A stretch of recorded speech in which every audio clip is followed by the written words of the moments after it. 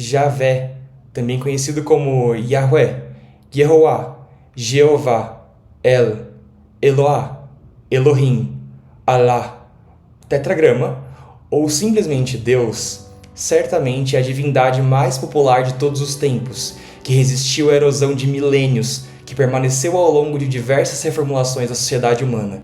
E mesmo nos dias atuais, no período em que a ciência é mais predominante do que jamais foi, ele se mantém forte e presente. E nada disso é à toa. Afinal, dentre todos os deuses, Javé é certamente o melhor nessa tarefa tão importante que é existir. Na verdade, ele é um especialista em existir. Muitos céticos tentam argumentar contra a existência de Deus e falham miseravelmente porque não tem como vencer Javé no seu próprio jogo. Veja, por exemplo, o famosíssimo paradoxo de Epicuro, que afirma que é impossível existir um Deus simultaneamente bom, onipotente e onisciente, dado que o mal existe. O raciocínio do paradoxo é o seguinte: se Deus sabe da existência do mal e pode acabar com o mal, mas não o faz, então ele não é bom. Logo, a única explicação para a existência do mal é que Deus não sabe sobre ele, não pode acabar com ele ou não quer acabar com ele. Mas veja que esse raciocínio está fortemente atrelado à definição do que é bom e o que é mal, que está implícita. Cada um tem uma definição de mal, não é algo universal, mas até se fosse, perceba que o paradoxo desaparece completamente se, na definição do próprio Deus, a existência do mal não for por si só má. Mais do que isso até, se Deus precede todas as coisas, ele também precede a própria definição de bondade. Entende? Quando dizemos que Deus é bom, não estamos dizendo que Deus se enquadra no senso comum de bondade que existe independentemente de Deus, porque a própria definição de bondade não precede Deus. Bom é tudo aquilo que Deus define que é bom. Se Deus disser que o câncer é bom, então o câncer é bom, por mais que nós, humanos, discordemos dele. Da mesma forma, quando alguém diz que Deus é justo, não significa que Deus se enquadre em seja lá o que for que as pessoas definem como justo, mas sim que Deus é a definição de justiça e, seja lá o que for que Deus fizer, é justo por definição.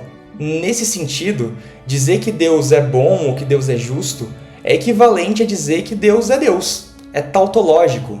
Portanto, a única coisa que o raciocínio atribuído a Epicuro prova é que, para Deus, a existência do mal é algo bom. Outro paradoxo famoso que tenta desprovar Deus é o chamado paradoxo da pedra, que se resume na seguinte pergunta: Deus seria capaz de criar uma pedra que ninguém, nem ele mesmo, conseguiria levantar? Pela onipotência, ele pode, porque ele pode tudo.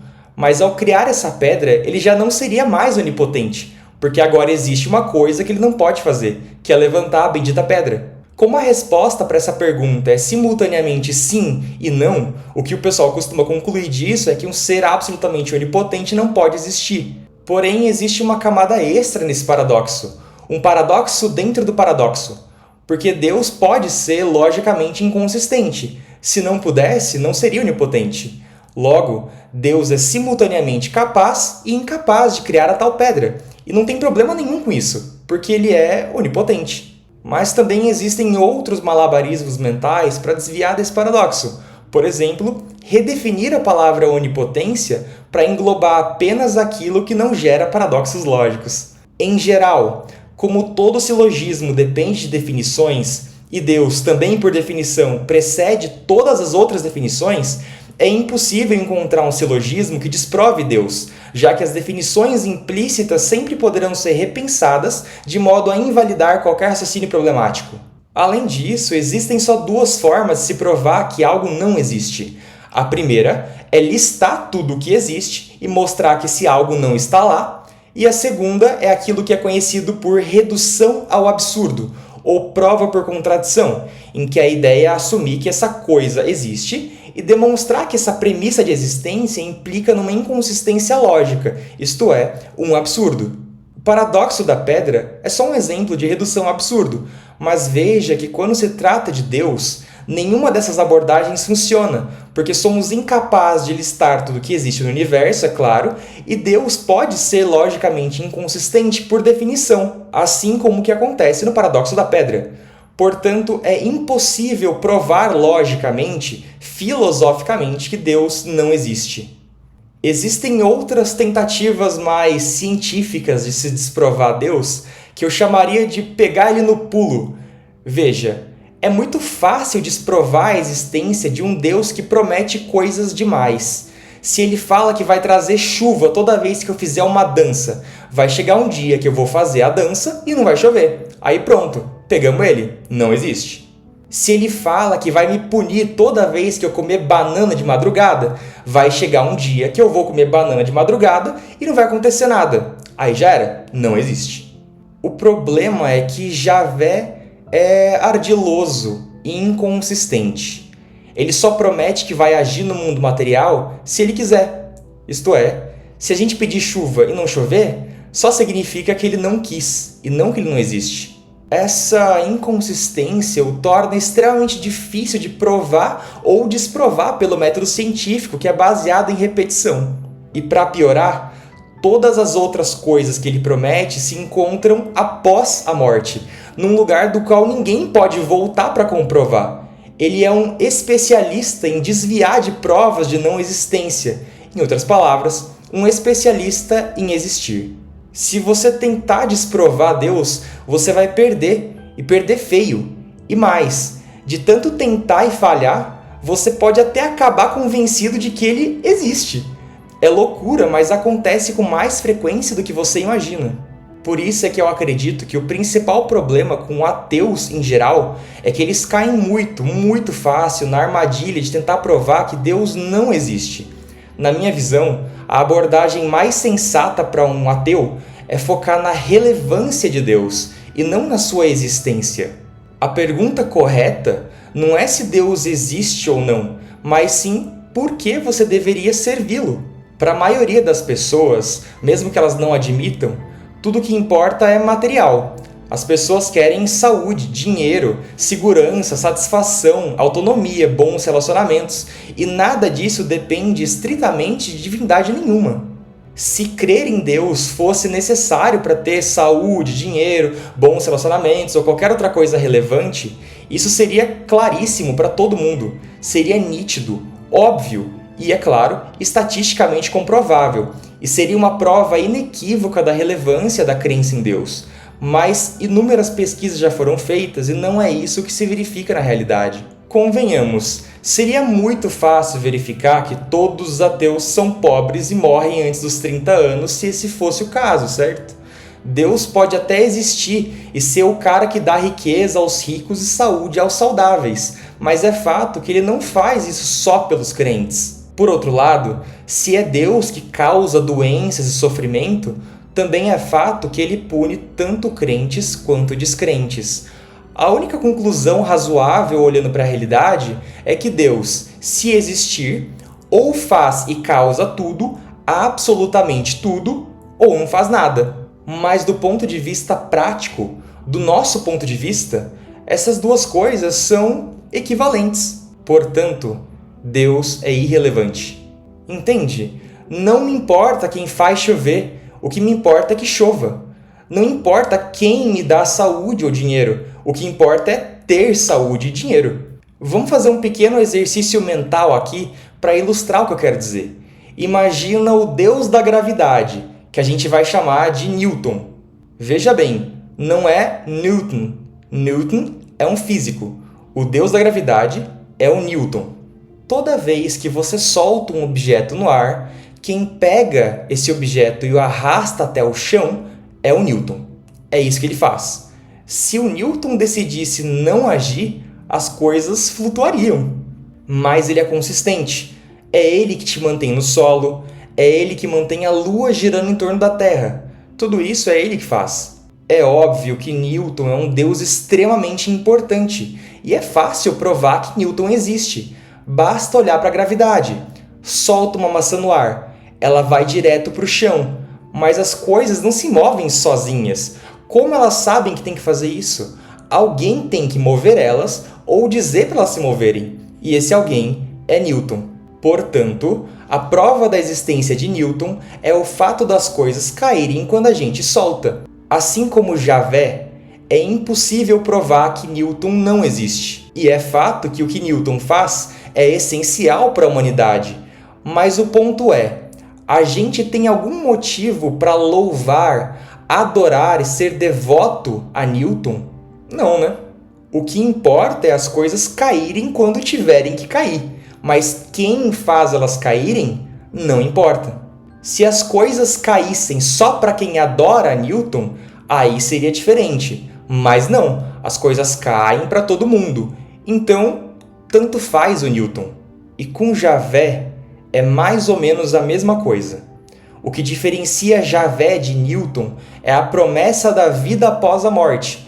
Mas até se essa promessa for real, veja que não há motivo nenhum para acreditar que essa vida após a morte é algo bom ou que nos beneficia.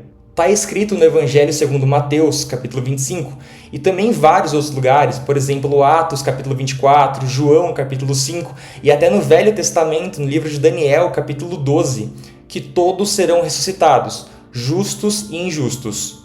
Os justos irão para a glória eterna e os injustos para o tormento eterno. Pessoalmente, o que me deixa mais aterrorizado nessa história toda é a parte do eterno e não o tormento.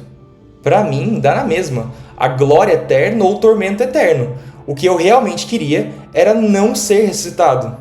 Para mim, passar a eternidade ao lado de um ser que força outros seres a voltarem à vida contra sua vontade só para receber adoração e louvor pela eternidade, não é glória, é tormento. O cristão geralmente lida com isso, assumindo e confiando que não tem como essa eternidade ser ruim de forma alguma. Ele só não sabe como exatamente vai ser, mas confia que não vai ser ruim.